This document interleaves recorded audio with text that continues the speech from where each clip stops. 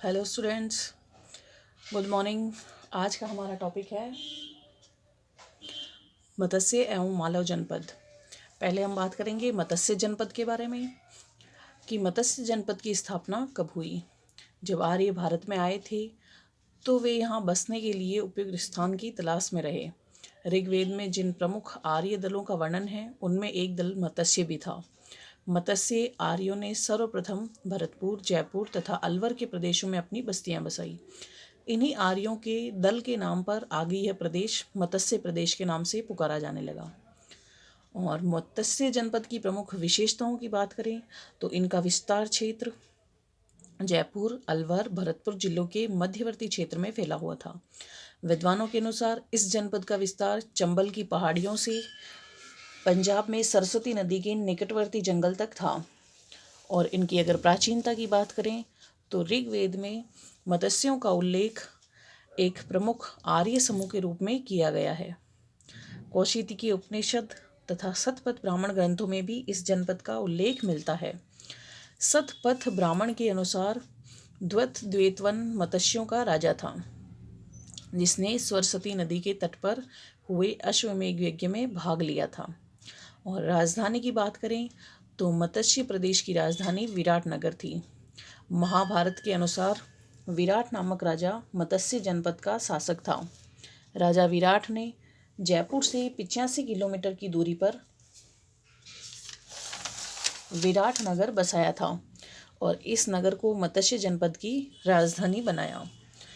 पांडवों ने अपने अज्ञातवास का अंतिम वर्ष छद्मवेश में विराट राजा की सेवा में व्यतीत किया था। अज्ञातवास के अंत में राजा विराट ने अपनी पुत्री उत्तरा का विवाह अर्जुन के पुत्र अभिमन्यु के साथ कर दिया था। और नेक्स्ट पॉइंट की बात करें तो मत्स्य जनपद का सामाजिक एवं सांस्कृतिक जीवन किस प्रकार का था, तो महाभारत के विवरण से ज्ञात होता है कि मत्स्य जनपद के लोग आध्यात्मिक दृष्टि से काफ़ी उन्नत एवं श्रेष्ठ थे तथा वे सत्यवादी थे।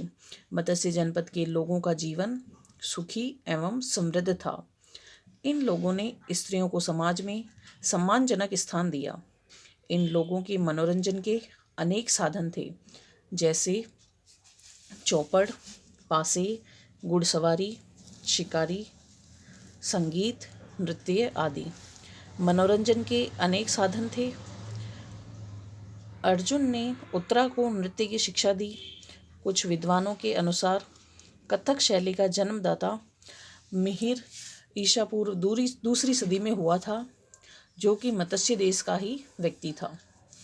और नेक्स्ट, मत्स्य जनपद का राजनीतिक जीवन, तो प्राचीन धार्मिक ग्रंथों से ज्ञात होता है कि मत्स्य जनपद में दीर्घकाल तक राजतंत्रात्मक शासन पद्धति प्रचलित रही थी।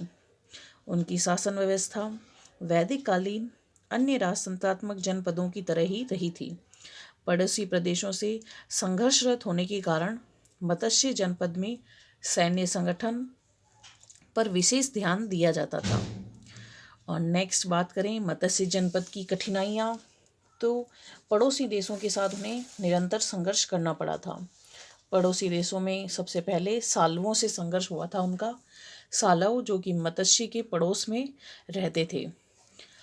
और सालव जनपद वर्तमान अलवर क्षेत्र में फैला हुआ था। दोनों जनपद अपनी अपनी सीमाओं का विस्तार करना चाहते थे, अतः दोनों जनपद सीमा क्षेत्रों को लेकर प्राय संघर्ष करते रहते थे और इन्हीं संघर्ष के कारण इनकी कठिनाइयाँ बढ़ती गई थी। चेदी महाजनपद द्वारा मत्स्य पर भी अधिकार किया गया था। यह भी मत्स्य का पड़ोसी था। इन दोनों के बीच में भी प्राय सीमा क्षेत्रों को लेकर संघर्ष चलता रहा था। एक बार चेदी जनपद ने मत्स्य जनपद को जीतकर अपने राज्य में सम्मिलित कर लिया। महाभारत के विवरण से ज्ञात होता है कि चेदी वंश के सहज नामक राजा ने चेदी तथा मत्स्य दोनों जनपदों पर सम्मिलित रूप से शासन किया था, परंतु मत्स्य पर चेदियों का आधिपत्य अधिक समय तक नहीं रहा और कुछ समय बाद ही वह स्वतंत्र हो गया। और अंतिम रूप से मत्स्य जनपद का अगर पतन की बात करें तो इनके पतन में अनेक शक्तियों का योगदान रहा था, जिसमें सिकंदर महान के आक्रमण के फलस्वरूप दक्षिण पंजाब की मालव, शिवी तथा अर्जुनयन नामक जातियां अन्य जातियों के साथ राजस्थान में आई और अपनी सुविधा के अनुसार यहाँ बस गई। भरतपुर क्षेत्र में अर्जुनयन बस गए। अजमेर, टोंक, मेवाड़ के अंचल में मालव लोग बस गए और चित्तौड़ के आसपास शिवियों ने अपनी बस्तियां बसाई।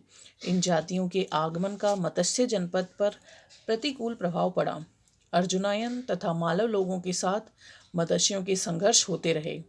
इन संघर्षों के परिणाम स्वरूप मत्स्य जनपद की सैनिक शक्ति कमजोर होती गई तथा उसके हाथों से बहुत से क्षेत्र निकल गए। कुछ समय बाद मगध के शक्तिशाली सम्राटों ने मत्स्य जनपद को जीतकर अपने साम्राज्य में सम्मिलित कर लिया। मौर्य सम्राटों ने मत्स्य जनपद पर लंबे समय तक शासन किया था। मत्स्य की राजधानी विराटनगर से प्राप्त अशोककालीन अवशेष और बौद्ध स्मारक इस बात के प्रमाण हैं कि मौर्यों ने विराटनगर पर अधिकार किया था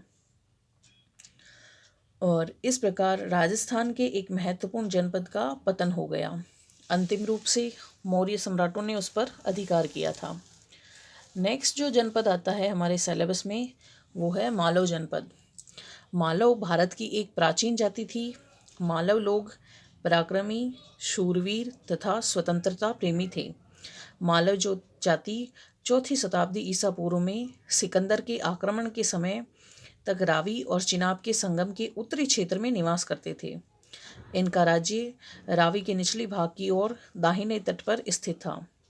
यद्यपि मालव लोगों ने सिकंदर की सेना का वीरतापूर्वक मुकाबला किया था, परंतु उन्हें पराजय का मुंह देखना पड़ा और इस युद्ध में सिकंदर भी बुरी तरह से घायल हो गया तथा यूनानी सैनिकों ने इसका बदला लेने के लिए मालव लोगों का बुरी तरह संहार किया।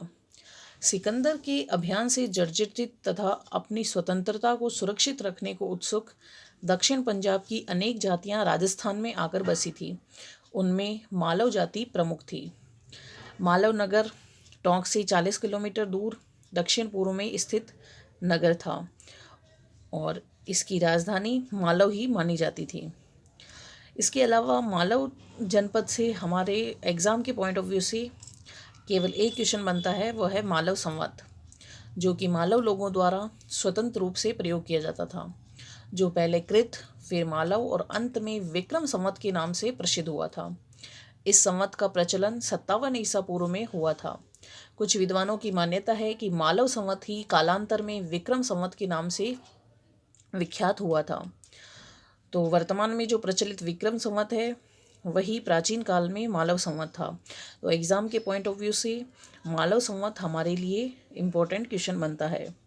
इसके अलावा मालव जनपद से अपने एग्ज़ाम के पॉइंट ऑफ व्यू से कोई क्वेश्चन नहीं बनता है। केवल मत्स्य जनपद को लेकर डिटेल से हमने उसके क्वेश्चन के बारे में बात की, जिसमें मालव मत्स्य जनपद की राजधानी विराटनगर थी।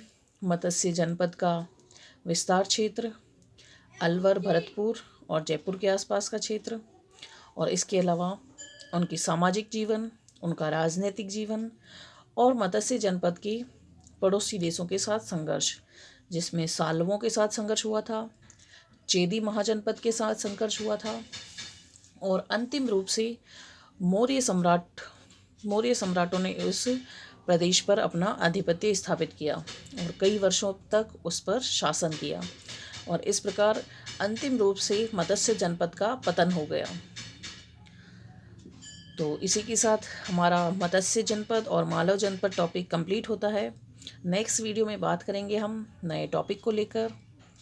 तब तक के लिए धन्यवाद।